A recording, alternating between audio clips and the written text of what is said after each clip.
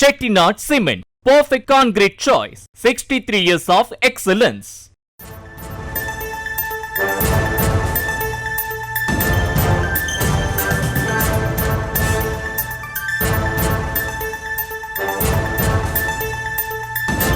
மற்றொரு அண்மை செய்தியை பார்த்து வருகிறோம்.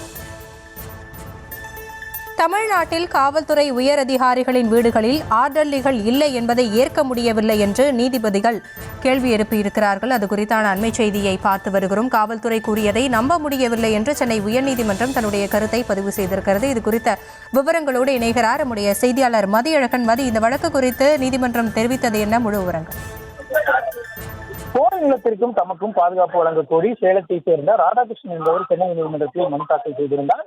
இந்த மனு மீதான விசாரணையின் பொழுது தமிழ்நாட்டில் ஆர்டர்லி முறை முற்றிலுமாக ஒழிக்கப்பட வேண்டும் என கடந்த 2022ஆம் ஆண்டு பிறப்பிக்கப்பட்ட உத்தரவு முழுமையாக பின்பற்றப்பட்டதா என நீதிமன்றம் கேள்வி எழுப்பியிருந்தது. இதற்கு பதிலளிக்கும் வகையில் ஆர்டர்லிகளாக தற்பொழுது யாரும் இல்லை என தமிழ்நாடு டிஜிபி சார்பில் சென்னை நீதிமன்றத்தில் அறிக்கை தாக்கல் செய்யப்பட்டது.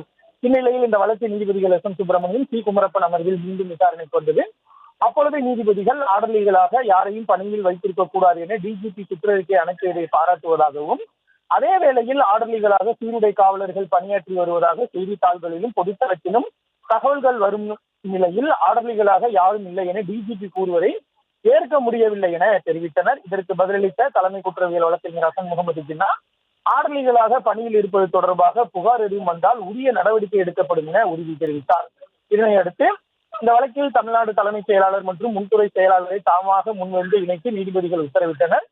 மேலும் இந்த வழக்கில் தமிழ்நாடு அரசு தலைமை வழக்கறிஞர் நீதிமன்றத்திற்கு உதவ வேண்டும் என தெரிவித்த நீதிபதிகள் வழக்கை ஜனவரி 7ஆம் தேதிக்கு ஒத்திவைத்தனர்.